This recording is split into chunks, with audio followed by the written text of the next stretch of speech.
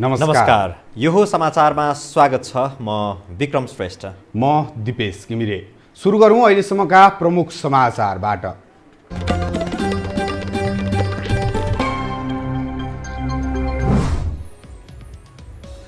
राष्ट्रपति भण्डारीद्वारा पार्टी विभाजनका लागि खुकुलो प्रावधान सहितको अध्यादेश जारी। संवैधानिक परिषद सम्बन्धी पहिलो संशोधन पनि पारित। अहिलेसम्म देशभर 33,562 को कोरोना भाइरस परीक्षण। उदयपुरमा पीसीआर परीक्षणका लागि 152 जनाको नमुना सङ्कलन। कोरोना संक्रमणको त्रासबीच काठमाडौँमा सयौं कामदार सडकमा। स्तरोन्नति र कालोपत्रे गर्ने काम तीव्र।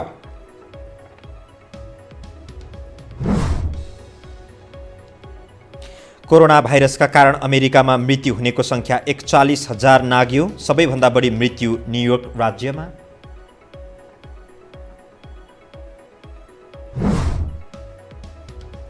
र कोरोना महामारीका कारण स्थगित भएको तुर्कमेनिस्तानको फुटबल लिग फेरि सुरु। लिगमा 8 टिम सहभागी।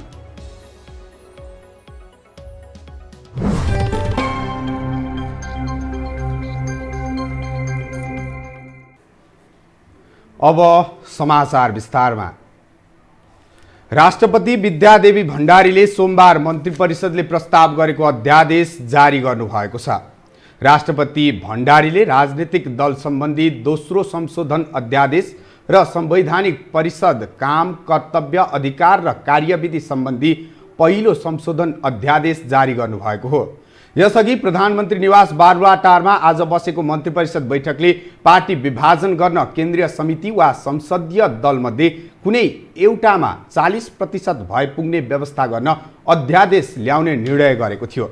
यसअघि पार्टी विभाजन गर्न संसदीय दल र केन्द्रीय समिति दुवैमा 40% आवश्यक पर्ने व्यवस्था थियो। अध्यादेशले राजनीतिक दल सम्बन्धी ऐनको प्रावधानलाई संशोधन गर्नेछ। त्यस्तै सरकारले प्रमुख प्रतिपक्षी दलको नेताको अनुपस्थितिमा संवैधानिक परिषदको बैठक बस्न र निर्णय गर्न सक्ने गरी अर्को अध्यादेश जारी गरेको छ। यो अध्यादेशमा विपक्षी दलको नेताको अनुपस्थितिमै परिषदको बैठक बस्ने र निर्णय गर्न सक्ने व्यवस्था गरिनेछ। परिषदको अहिलेको व्यवस्था बैठक बस्नु पूर्व कम्तीमा 48 घण्टा अगाडि नै सदस्यहरूलाई एजेन्डा पठाउनु पर्ने, गणपूरक सङ्ख्या पुग्न प्रधानमन्त्री र अन्य 4 सदस्य उपस्थित हुनुपर्ने र सर्वसम्मतिका आधारमा निर्णय हुनुपर्ने व्यवस्था छ। त्यस्तै सरकारले विशिष्ट व्यक्तिहरूको सुरक्षामा खटिने सुरक्षाकर्मीको सङ्ख्या कटौती गर्ने निर्णय समेत गरेको छ। ती सुरक्षाकर्मी कटौती गरेर लकडाउन सम्बन्धी सुरक्षामा खटाइने निर्णय भएको हो। नेपाल कम्युनिस्ट पार्टीको विभाजनलाई बाटो खोल्ने गरी सरकारले सोमबार अध्यादेश मार्फत राजनीतिक दल त्याग सम्बन्धी कानुन संशोधन गरेको छ। यससँगै बढ्दै गएको शक्ति टकरावले नेकपामा फुटको खतरा बढेको छ। सरकारले ल्याएको अध्यादेशले अब पार्टीभित्र अल्पमतमा परेका प्रधानमन्त्री ओलीलाई आवश्यक परे पार्टी फुटाउन बाटो खोलिदिएको छ। राजनीतिक दल सम्बन्धी विद्यमान ऐनमा पार्टी फुटाउनका लागि केन्द्रीय कमिटी र संसदीय दल दुवैमा 40% सदस्य आवश्यक पर्छ। तर सोमबार जारी गरिएको अध्यादेशमा पार्टी विभाजनका लागि संसदीय दलमा वा केन्द्रीय कमिटी जुनमा भए पनि एकमा 40% पुर्याउँदा विभाजनले मान्यता पाउने प्रावधान समेटिएको छ।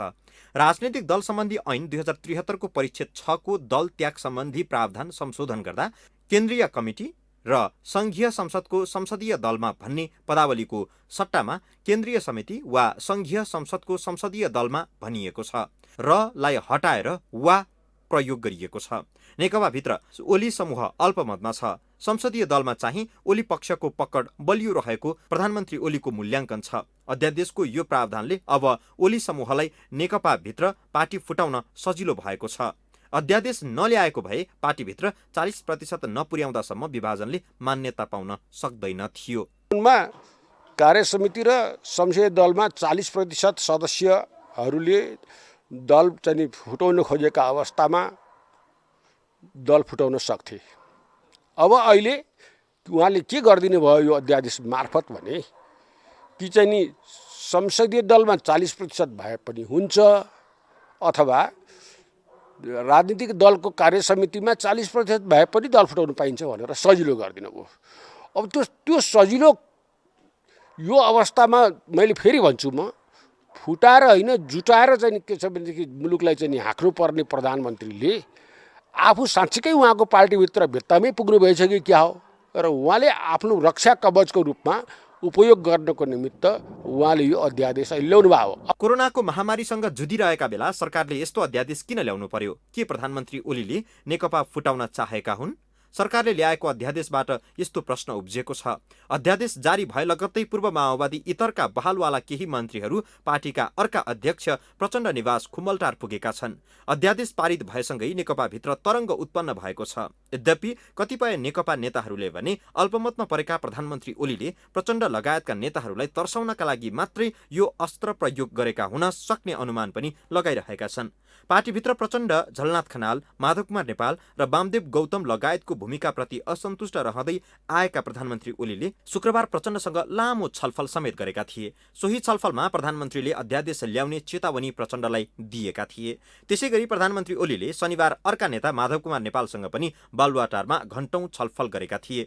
प्रचण्ड र नेपालसँगको 2 दिनको छलफलपछि प्रधानमन्त्री ओलीले दल त्याग सम्बन्धी ऐन संशोधन गर्ने अध्यादेश मन्त्री परिषदमा ल्याएका हुन्। तर कोरोनाको महामारीका बेला सबै दलहरू मिलेर अघि बढ्नुपर्ने समयमा सरकारले ल्याएको यो अध्यादेशले नेकपा भित्रै अस्थिरता र अन्यल सिर्जना गरिदिने देखिन्छ। विक्रम श्रेष्ठ, काठमाडौँ। यसैबीच पार्टी विभाजन सम्बन्धी खुकुलो पारिएको अध्यादेश र नेकपामा पर्ने प्रभावका बारेमा राजनीतिक विश्लेषक विष्णु दाहालसँग आज साँझ 7:30 बजे विशेष कुराकानी हुँदैछ, हेर्न नभुल्नुहोला। अब बाँकी समाचार। यसैबीच नेपाल कम्युनिस्ट पार्टी नेकपाका अध्यक्ष पुष्पकमल दाहालले पार्टीका आफू निकट नेतालाई राजधानी नछाड्न निर्देशन दिनुभएको छ। सोमबार मन्त्री परिषद बैठकले पार्टीको केन्द्रीय समिति वा संसदीय दलमध्ये एकमा 40% मत पुर्याएर दल विभाजन गर्न सक्ने गरी अध्यादेश ल्याउने निर्णय गरेपछि नेताहरूले यसबारे दाहाल निवास पुगी चासो राखेका थिए। जवाफमा दाहालले यस विषयमा छलफल चलिरहेको भन्दै राजधानी नछाड्न आफू निकट नेताहरूलाई निर्देशन दिनुभएको हो।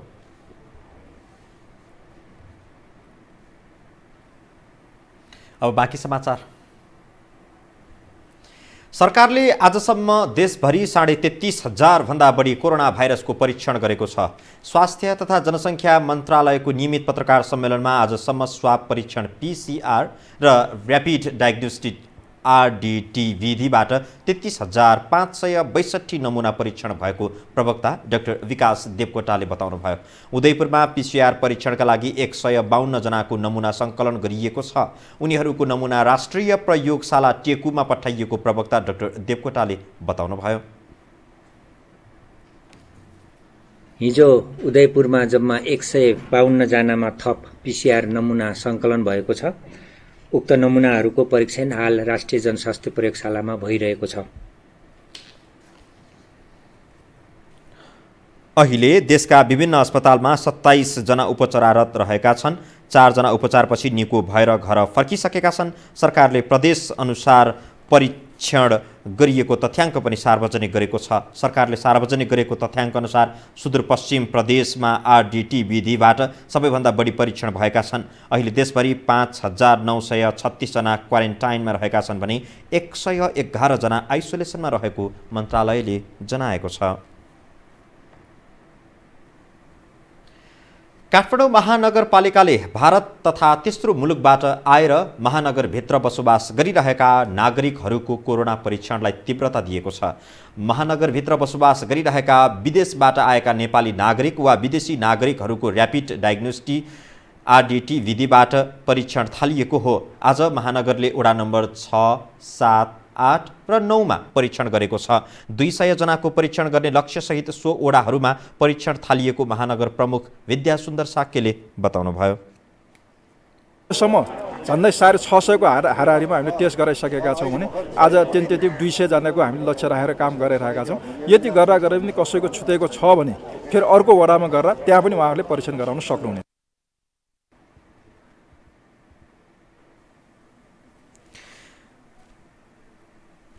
नेपाली कांग्रेसका सभापति शेरबहादुर देउवाले कोरोना संक्रमण परीक्षणको दायरा समुदाय स्तरमा विस्तार गर्न आग्रह गर्नुभएको छ। आज एक अपिल जारी गर्दै उहाँले परीक्षणको दायरा समुदाय स्तरमा तीव्र रूपमा विस्तार गर्नुपर्ने आवश्यकता रहेको बताउनु भएको हो। उहाँले पर्याप्त स्वास्थ्य सामग्री एवं पर्याप्त राहतको बन्दोबस्त गरेर सरकारले परिस्थितिलाई थप असहज बन्नबाट रोक्नुपर्ने पनि बताउनु भएको छ। सभापति देउवाले कुनै पनि व्यक्तिको निश्चित आस्था र समुदायको भावनामा असर पर्ने ढङ्गले सरकार या कसैले पनि कुनै कार्य गर्न नहुने पनि बताउनुभयो।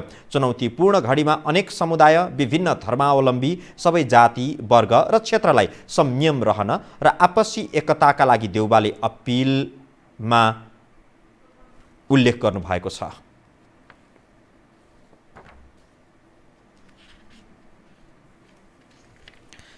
हामीसँग समाचार अझै बाँकी छन्, अहिलेलाई विश्राम।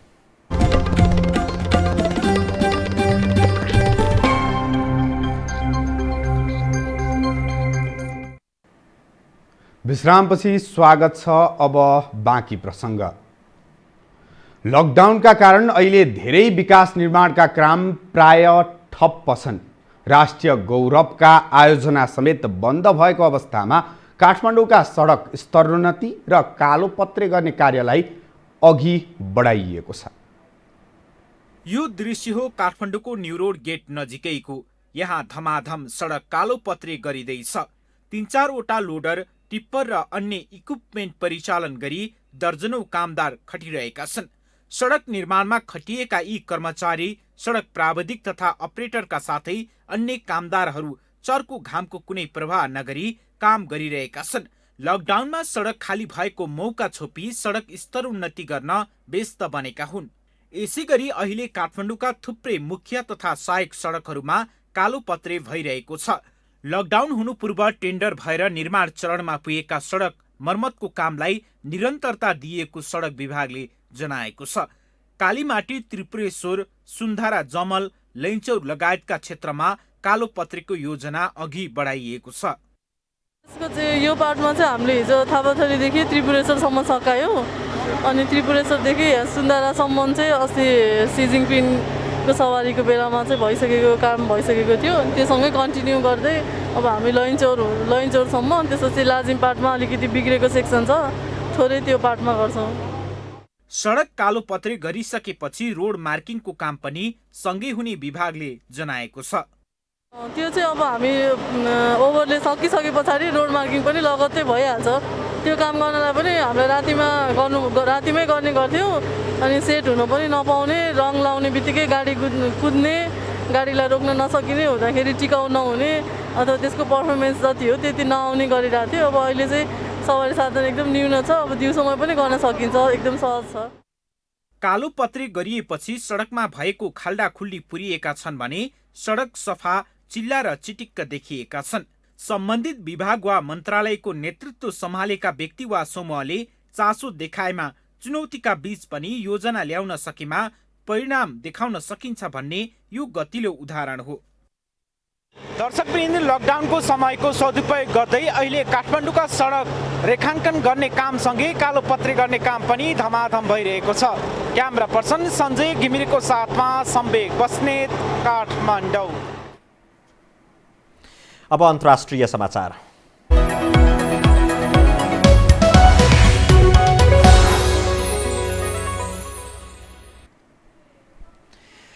अमेरिकामा विभिन्न राज्यका गभर्नरहरूमाथि प्रतिबन्धात्मक व्यवस्था खुकुलो पार्ने दबाव बढिरहेका बेला कोरोना भाइरसको संक्रमणका कारण मृत्यु हुनेहरूको संख्या 41,000 नागेको छ। जोन्स हपकिन्स विश्वविद्यालयका अनुसार त्यहाँ संक्रमित हुनेहरूको संख्या 7.5 लाख भन्दा बढी छ। यसैबीच सबैभन्दा प्रभावित न्युयोर्कमा आक्रामक रूपमा परीक्षण सुरु गरिने बताइएको छ। न्युयोर्क राज्यमा संक्रमणको दर क्रमिक रूपमा कम हुँदै गएका बेला गभर्नर एन्ड्रयू कोमोले आफ्नो राज्यमा आक्रामक रूपमा एन्टिबडी परीक्षण गरिने बताएका हुन्। उक्त परीक्षणले न्युयोर्कमा कोरोना भाइरसबाट कति मानिस संक्रमित छन् भन्ने कुरा पहिचान गर्ने बताइएको छ।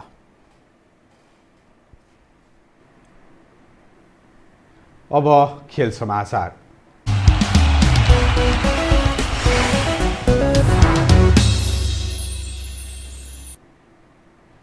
कोरोना भाइरस महामारीका कारण गत महिना स्थगित भएको तुर्कमेनिस्तानको फुटबल लिग फेरि सुरु भएको छ। विश्वभर फैलिएको कोरोनाका कारण मार्च 23मा लिग स्थगित भएको थियो। कोरोनाको त्रासकै बीच मार्च 6मा सुरु भएको लिग करिब 3 सातापछि रोकिएको थियो। तर 1 महिना नबित्दै तुर्कमेनिस्तानको फुटबल लिग अप्रिल 19मा पुनः सुरु गरिएको हो। अन्ततः असर र कोपा डेल बीचको खेल गर्न करिब 4 सङ्ख्यामा दर्शक समेत उपस्थित रहेका थिए। खेल समाचारसँगै हामी यो समाचारको अन्त्यमा आइपुगेका छौँ। जाँदा जाँदै प्रमुख समाचार पुनः एकपटक।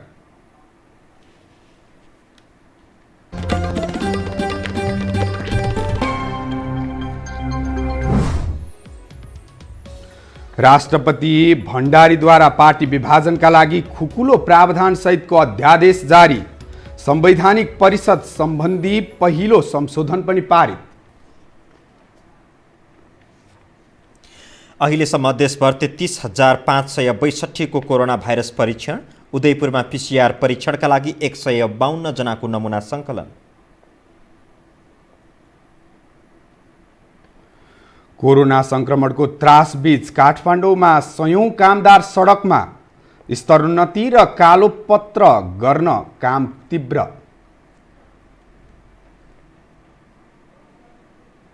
कोरोना भाइरसका कारण अमेरिकामा मृत्यु हुनेको सङ्ख्या 41,000 नाग्यो। सबैभन्दा बढी मृत्यु न्युयोर्क राज्यमा।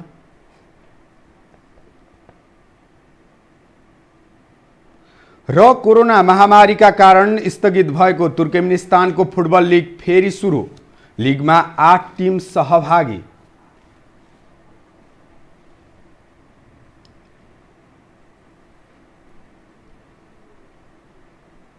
हवस् त यो समाचार अहिलेलाई सकियो। समाचार बुलेटिनका साथै यो टेलिभिजनका सम्पूर्ण कार्यक्रम यो खबर.com, युट्युब र फेसबुकमा पढ्न र हेर्न सक्नुहुनेछ। मोबाइलमा यो टिभी एप डाउनलोड गरी हामीलाई प्रत्यक्ष हेर्न सक्नुहुनेछ। तथ्यसहितको निष्पक्ष समाचारका लागि हेर्दै रहनुहोला यो टेलिभिजन। नमस्कार।